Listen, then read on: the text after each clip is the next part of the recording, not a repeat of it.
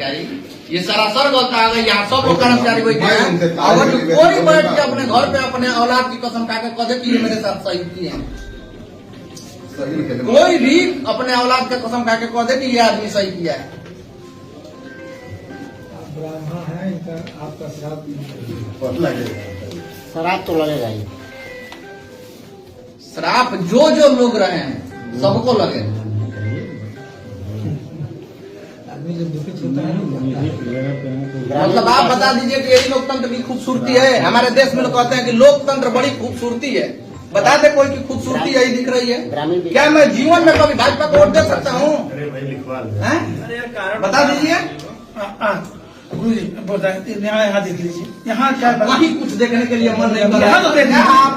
आपको देख कर हम लोग कितना खुश थे कि कल हमारा, हमको आश्वस्त थे कि कल आपको देख के हमारा काम हो जाए, मतलब हमारा पर्चा बचे। हमको पर्चा आपका सहयोग चाहिए था कि ऐसे आदमी बताइए कि जो है कि मुंह मिला रहा है, बताइए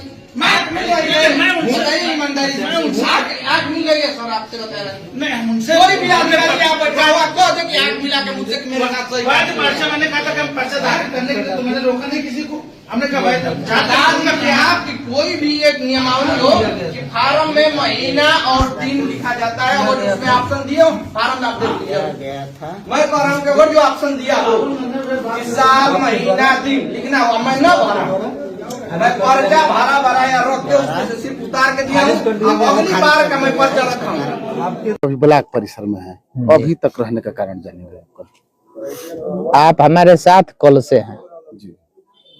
कल हमने यहाँ नॉमिनेशन दाखिल किया अपना बैंक का प्रतिनिधि का, आप वहाँ भी उपस्थित थे, पर्चा भरे उस समय भी आप थे। मेरा पर्चा आपने देखा भी, आपके पास हो सकता है कि पूरी डॉक्यूमेंट भी हो। हमने पर्चा भर दिया। पर्चा 3 बजे तक आज जो है कि जांच करने का होता है।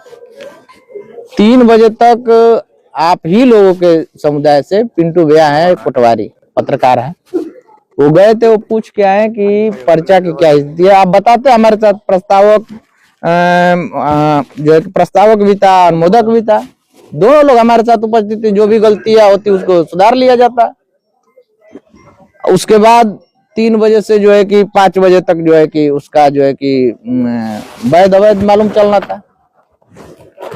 ठीक है, सबको कह के जो है कि सबके साथ जो है कि जितने लोग हमारे तरफ से गए, हमारे पार्टी के नेता हों या जो है कि हमारे प्रिय लोग हों, सभी लोग गए, सबको आश्वस्त कर दिया गया कि नहीं पर्चा आप सही है। जैसा कि देखा जाए जी, कल यहाँ पर जब नॉमिनेशन के बाद जी रिसीविंग के लिए आप लोग रुके हुए। हाँ, रिसीविंग के लिए देर तक वार्ता हुआ, उसमें रिसीविंग नहीं दिया। तो आपके वीडियो में फिर आगे आज देखा जाए जी तो आप मांग कर रहे थे कि हमारा कारण बताइए जी, तो कारण क्या रहा? पर्चा अब तो मैं SDM साहब वहाँ उपस्थित थे, CO साहब भी थे और जो है कि RO साहब भी थे